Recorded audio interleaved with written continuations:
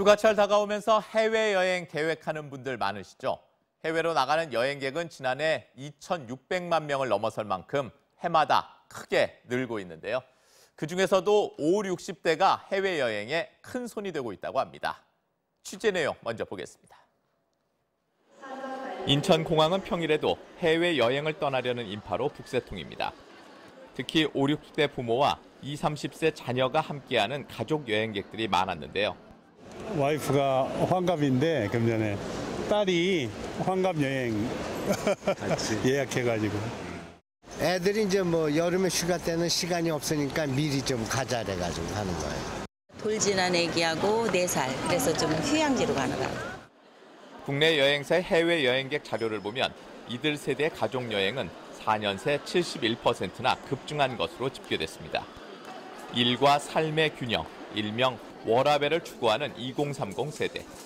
여기에 은퇴 시기에 접어든 5060 베이비 부머 세대의 여행 수요가 맞물려 가족 여행이 늘고 있는 것으로 풀이됩니다. 부모님 모시고는 해외여행은 처음이에요. 근데 저희가 자유여행이 재미있어가지고 부모님 모시고 또 똑같이 자유여행으로. 그럼 최근 해외여행 트렌드를 한번 볼까요?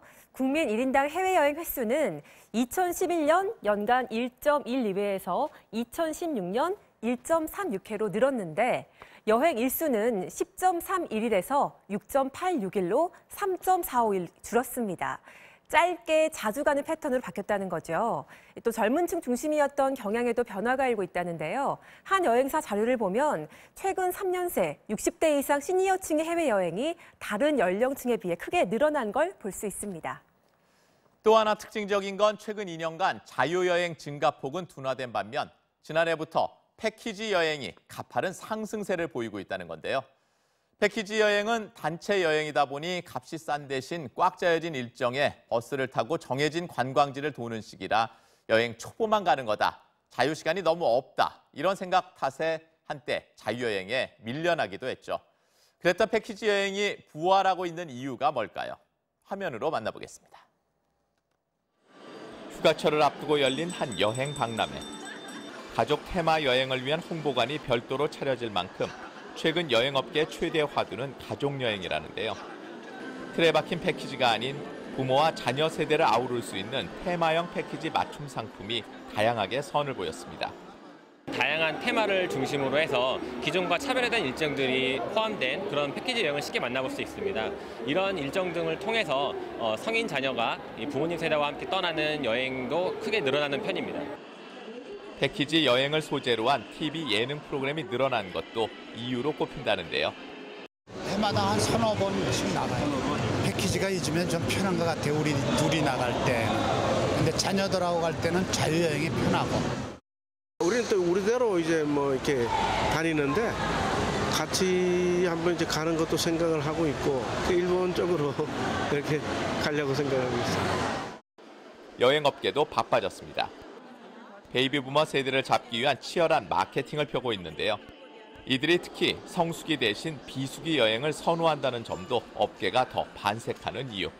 단지 젊은이들만 아니라 온천이라든가 여러 가지 기본적인 일본의 전통 문화까지도 포함이 돼서 고령층에 아주 강력히 어필하고 있는 상황이고요. 이런 부분들은 굉장히 오랫동안 지속될 걸로 보고 있고. 또 가족 여행이 늘어나는 상황에서 이들 시니어 세대가 여행에 주도권을 쥔다는 점도 베이비 부머 마케팅을 확대하는 이유로 꼽히고 있습니다. 2、3年前から中国のマーケットに比べて韓国のお客様が増えてます。特に中国は団体ですけども、韓国は FIT 家族のファミリーがすごく増えてます。韓国のファミリーをたくさん取れるように今今回このショーに出てます。 네, 싸고 편리한 건 패키지 여행의 장점이지만 그럴수록 잘 따져봐야겠죠. 가이드 경비와 유류 할증료 같은 필수 경비가 상품 가격에 포함돼 있는지, 선택 관광은 어떤 게 있고 안 할 경우에 대체 일정은 뭔지도 봐야 하는데요. 2년 전 관련 고시가 바뀌면서 여행사들이 이런 내용을 알리고는 있지만 막상 여행을 가면 현지 안내원 비용, 일명 가이드비를 둘러싼 갈등이 끊이질 않습니다. 관련 뉴스 보겠습니다. 한 여행사가 태국 현지에 보는 한 3박 5일 상품의 지급 내역입니다. 항공료를 뺀 현지 3박 숙박과 식사, 관광 등의 비용을 합한 일명 지상비 항목이 0원으로 돼 있습니다. 1박을 더해도 겨우 10,000원이 더해지는 수준. 관광객이 낸 돈은 국내 여행사가 항공비와 이윤으로 가져가고 나머지는 현지에서 손님을 넘겨받은 여행사가 모두 충당하는 구조입니다. 29만 9천 원은 현실적으로 한번 생각을 해보시죠. 아무것도 할 수가 없는 그런 경비로 와가지고. 이렇다 보니 손님을 데려가고 쇼핑센터에서 받는 홍보비에 100만 원짜리 라텍스를 팔 경우 40만 원까지 받는 수수료 등으로 비용을 메꾼다는 게 가이드들의 주장입니다. 더 많이 일명 뺑뺑이를 돌려야 적자를 면할 수 있다는 겁니다. 개처럼 쇼핑샵으로 끌고 다닌다라는 얘기를 저에게 직접적으로 하신 분도 계시고 왜 가이드가 손님들에게 욕을 먹어야 될지. 시니어 세대와 가족 여행의 부담을 덜어준다면 패키지 여행의 부활은 반가운 일이겠죠.